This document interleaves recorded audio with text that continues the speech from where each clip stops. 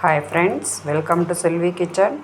வாங்க ஈஸியான மெத்தடில் இன்றைக்கி பருப்பு தக்காளி எப்படி கடையிறதுன்ட்டு பார்க்கலாங்க. கூடவேங்க ஒரு கட்டு முளைக்கீரை எடுத்துருக்கேங்க. முளைக்கீரை பொரியல் எப்படி செய்கிறதுன்ட்டு பார்க்கலாம். அடுப்பு பற்ற வச்சு குக்கர் வச்சுட்டேங்க. இதில் வந்துங்க 150 கிராம் துவரம்பருப்பு நான் கழுவி வச்சுருக்கேங்க. இதில் போட்டுக்கலாம். பொடியே நறுக்குனா 4 தக்காளி போட்டுக்கலாங்க. உரித்து வச்ச பூண்டு 20 பூண்டு போட்டுக்கலாம். 7 வரமிளகாய் எடுத்துருக்கேங்க, அதையும் இதில் போட்டுக்கலாம். பொடியே நறுக்குனா 2 பெரிய வெங்காயம் எடுத்துருக்கோம். இதுலேயேங்க ஒரு பவுல் நான் தண்ணி ஊற்றிக்கிறேங்க. 1/2 ஸ்பூன் மஞ்சத்தூள் போட்டுக்கலாங்க. இதை ஒரு தடவை நல்லா கலந்து விடுங்க. பச்சை மிளகாய் ஒரு 3 போட்டுக்கலாங்க. சின்ன நெல்லிக்காய் சைஸ் அளவுக்கு புளி எடுத்துருக்கேங்க, அதையும் இதில் போட்டுக்கலாம். இப்போ கொதி வந்துடுச்சுங்க. குக்கரை மூடி விசில் போட்டுக்கலாங்க. இது ஒரு 4-5 விசில் வரட்டுங்க. 4 விசில் விசில் அடங்கிடுச்சுங்க. இப்போ வாங்க நம்ம ஓப்பன் பண்ணி பார்க்கலாம். பருப்பெல்லாம் வெந்துருச்சுங்க. இப்போ இதை நம்ம கடைஞ்சிக்கலாம். இதுலேயேங்க உப்பு போட்டுக்கலாங்க. இதை நல்லா கடைஞ்சிக்கலாங்க. பருப்பெல்லாம் நல்லா கடைஞ்சி எடுத்துட்டேங்க. இதை நல்லா கொதிக்கட்டும். பருப்பு தக்காளி நல்லா கொதி வந்துருச்சுங்க. இப்போ நம்ம இதை தாளிச்சிக்கலாம். குழம்பு தாளிப்புக்கு ஆயில் ஊற்றிக்கலாங்க. நான் 3 ஸ்பூன் ஆயில் ஊற்றிருக்கேன். கடுகு, உளுத்தம்பருப்புங்க, கொஞ்சமாக ஜீரகம், 2 வரமிளகாங்க, இடித்து வச்ச 4 பூண்டுங்க, பொடியே நறுக்குனா வெங்காயம். இதை நல்லா கலந்து விடுங்க. இந்த அளவுக்கு வதங்கினா போதுங்க. தாளிப்பை இப்போ நம்ம குழம்புல போட்டுக்கலாம். அவ்வளோதாங்க. செம்ம அட்டகாசமாக சிம்பிளான பருப்பு தக்காளி கடையல் சூப்பராக ரெடி ஆகிடுச்சுங்க. அடுப்பை ஆஃப் பண்ணிக்கலாம். முளைக்கீரை தாளிச்சிக்கலாங்க.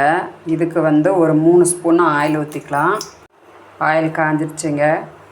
1 ஸ்பூன் கடுகு, 1 ஸ்பூன் உளுத்தம்பருப்பு, 2 காஞ்ச மிளகா, இடித்து வச்ச 4 பூண்டு, பொடியை நறுக்குன 2 பெரிய வெங்காயம்.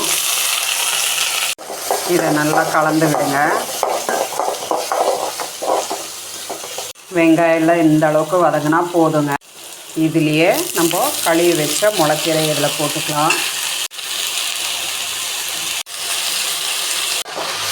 இதை நல்லா கலந்து விடுங்க. ஒரு 1/4 ஸ்பூன் உப்பு போட்டுக்கலாங்க. இதை ஒரு 20 நிமிஷம் நம்ம சிறுவத்திலேயே வச்சிடலாங்க. கீரை எல்லாம் வெந்துருச்சுங்க. இதில் நம்ம வேக வச்சா பருப்பு போட்டுக்கலாம். பருப்பு போட்டு எல்லாத்தையும் ஒரு தாட்டி கலந்து விடுங்க. இதுலேயேங்க தேங்காய் திருவல் கூட போட்டுக்கலாங்க. நான் இன்றைக்கி தேங்காய் போடலை. உங்களுக்கு தேங்காய் திருவல் தேவைப்பட்டுச்சுன்னா நீங்கள் போட்டுக்கலாம். அவ்வளோதாங்க. கீரை பொரியல் சூப்பராக ரெடி ஆகிடுச்சுங்க. வாங்க நம்ம வீட்டு சிம்பிளான சாப்பாடு இன்றைக்கி சுட சுட சாதம், பருப்பு தக்காளி கடையலுங்க, முளைக்கீரை பொரியலுங்க, மாங்காய் ஊறுகாங்க. வாங்க சுட சுட சாதம், பருப்பு தக்காளி கடைஞ்சதுங்க.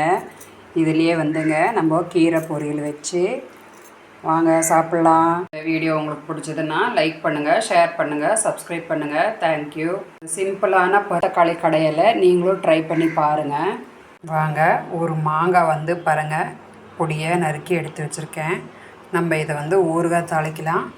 1 ஸ்பூன் மிளகாத்தூள், 1/2 ஸ்பூன் கடுகு, ஜீரகம், வெந்தயம் பொடிங்க, கொஞ்சமாக பெருங்காயங்க, உப்பு 1 ஸ்பூனுங்க. இதையெல்லாம் நல்லா கலந்து விடுங்க.